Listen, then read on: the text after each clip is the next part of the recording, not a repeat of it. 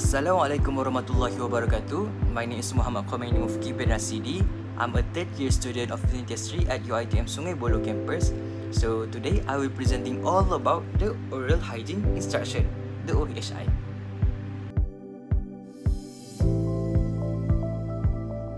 Before we go on, let's know more about the periodontal health and disease. The periodontal health refer to condition in which the supporting tissue of the teeth, including the gingiva, the periodontal ligament, the cementum, and alveolar bone, are healthy and functioning normally. Clinically, a healthy gingiva appears pink in color, firm in consistency, and well adapted to the tooth surface, with no swelling or bleeding during the probing. The periodontal pockets are shallow, usually measuring between 1 to 3 millimeters, and there's no clinical attachment loss or radiographic evidence of bone loss. In this state, the periodontum is able to effectively support the tooth and maintain the oral functions and comfort. In contrast, the periodontal disease is an inflammatory condition that affects the supporting tissues of the teeth and is primarily caused by the dental plaque. The dental plaque is a bacterial biofilm that accumulates on the tooth surface when a oral hygiene of the patient is inadequate. The disease can be divided to the two stages, which is the gingivitis and periodontitis.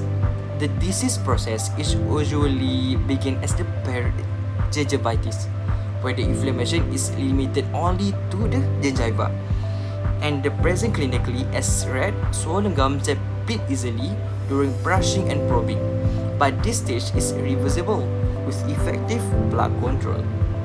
However, if gingivitis is left untreated, it may progress to the periodontitis, which is characterized by the destruction of the periodontal supporting tissues, including the loss of clinical attachment, the formation of the periodontal pockets, and resorption of the alveolar bones. Periodontitis is not the same of the gingivitis, is irreversible and may eventually lead to the tooth mobility and tooth loss if not properly managed. However, with early diagnosis, effective plaque control, and appropriate periodontal treatment, the progression of the disease can be controlled and periodontal health can be maintained. So, for example, I have one model. For example, on this model, the clinical examination reveals inflamed gingiva with bleeding on probing, visible plaque, and calculus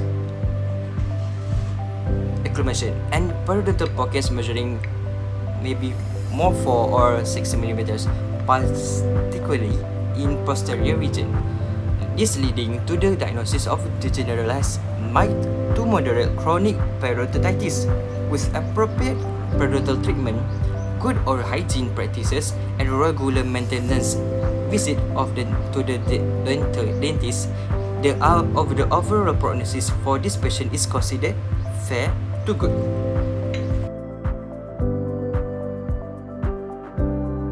So next, we move to the importance of the plaque control and the introduction of the oral hygiene aid. So the plaque control is the most important factors in the prevention and management of the periodontal disease because the dental plaque is the primary cause of the gingiva inflammation and periodontal tissue destruction. Dental plaque is soft and sticky biofilm made of material that continuously form on the tooth surface and along the gingival margin. If plaque is not removed daily, it matures and become more pathogenic, leading to inflammation of the gingiva, bleeding, pocket formation, eventually the destruction of the supporting periodontal tissues. Over time, plaque can also mineralize to form a calculus, which is a further increased plaque retentions and make oral hygiene more difficult to the patient. So, effective plaque control helps to reduce the bacterial loads in the oral cavity, thereby decreasing the gingival inflammations, reducing the bleeding on the probing, and preventing the progression of the gingivitis to periodontitis.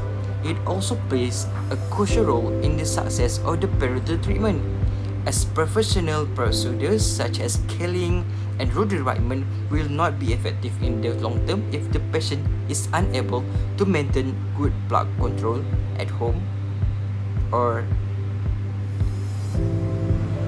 the residence.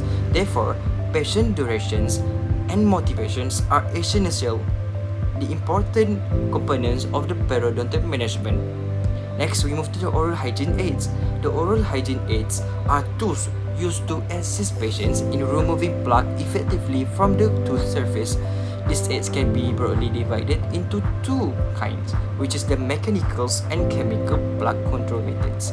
The mechanicals aids include the manual or the electric toothbrush, the dental floss, the interdental brushes, and the single tuft toothbrush, which is physically disrupted and remove the plaque from the tooth surface and interdental areas. Next, the chemical aids. The chemical aids such as the fluoridated toothpaste, the antimicrobial mouth rinse are used as adjuncts to mechanical cleanings and help to reduce the bacterial levels in the mouth. The selection of the oral hygiene aids should be tailored to the individual patients based on the factors such as periodontal condition, the size of the interdental spaces, the manual dexterity, and patient compliance to ensure the plaque control measures are effective and practical and sustainable in the long term. Next, we move to the tailored oral hygiene instruction, which is an important component of the periodontal management, as is to ensure the patient is able to effectively remove all the dental plaque at home based on their individual periodontal condition and oral anatomy. Rather than giving an general advice, oral hygiene instruction should be customized according to the factors such as the presence of the gingiva recession, periodontal pockets, interdental space sizes, and the patient manual dexterity. So in this model that I have, the specific toothbrushing and interdental cleaning techniques will be demonstrated by me to maximize the plaque removal while minimizing the trauma to the gingival tissue. So the toothbrushing technique that I use is the Stillman technique, which is particularly suitable for the patient with the gingival recession and exposed root surface. So in this technique, I will show you.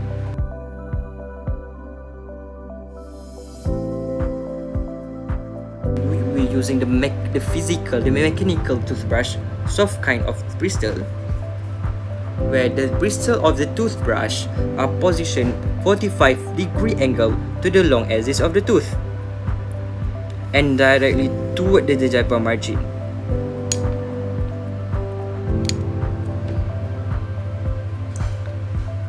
This allowing the bristle to gently massage the gingiva while cleaning the cervical area of the tooth 45 degree into the gingival margin.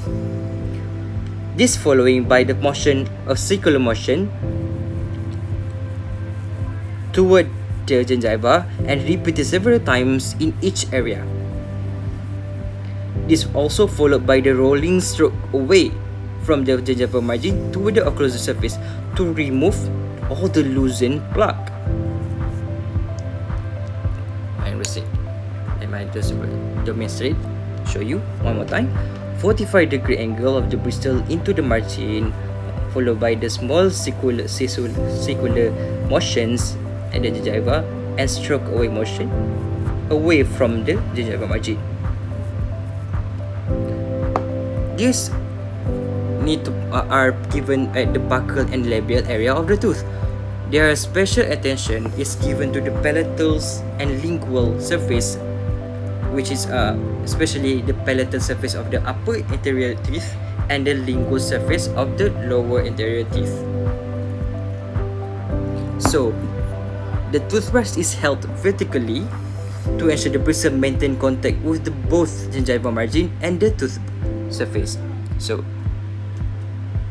using the same technique, 45 degree into the gingival margin, circular motion in the gingiva, and stroke away at each area of the tooth. Using the same technique, the same circular motion and a roll away motion. And then move on to the interdental cleaning. The interdental cleaning is strongly emphasized as the plaque accumulation is commonly occurs in area that cannot be reached by the toothbrush alone. So, for area with tight interdental spaces or contact, dental floss is recommended. Where the floss, I will show you.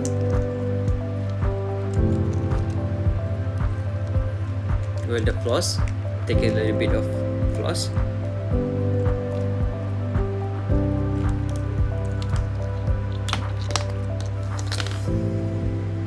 Will gently pass through the contact point and dip into the C shape around the tooth surface. Let's show you to the models. There's a tight interdental spaces. Roll up into your fingers and gently through the C shape into the C shape around the tooth surface.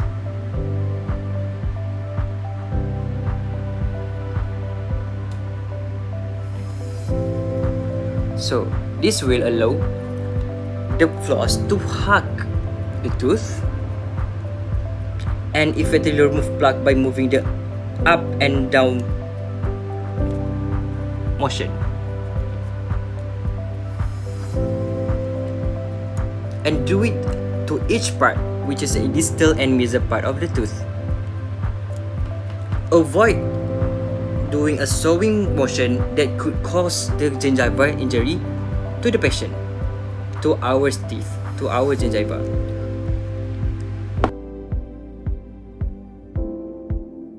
Next, this for the tight interdental spaces. However, if there is a wider interdental spaces and periodontal pockets, interdental brushes are advised. With careful selection of the correct size to ensure the snug fit into each space.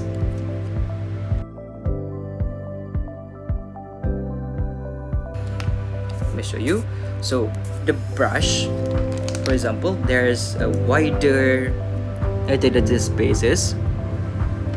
We use the corrected size to fit snug up into the spaces. The brush is inserted using a gentle in and out motion, approximately 4 to 5 times per area to achieve effective plaque removal. So, in addition to conventional, that's for wider interdental spaces. In addition to conventional oral hygiene, it's a single. Next, we move to this addition to the conventional oral hygiene. So, to a conventional oral hygiene, it's a single tough or end-tough toothbrush may be recommended as an aid for the cleaning difficult to reach area. For example, such the uneven gingival margin or furcation area and proximal surface adjacent to the edentulous spaces. For example, in this tooth there is edentulous spaces. We can use the one tough and tough toothbrush where the bristles are placed directly against the tooth surface.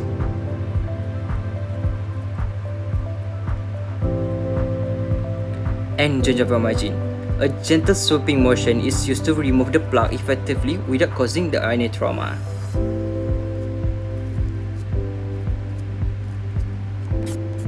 So that's all of the oral hygiene session. We have the toothbrush using the Stillman technique. For the tight interdental spaces, we're using this dental floss. For the wider interdental spaces, we're using the interdental brushes. And for addition cervical cases, we use the single tough brush. Overall, the aim of the tailored oral hygiene instruction is to empower the patient with the correct techniques and appropriate tools to maintain the optimal plaque control and support the periodontal healing and prevent further disease progression.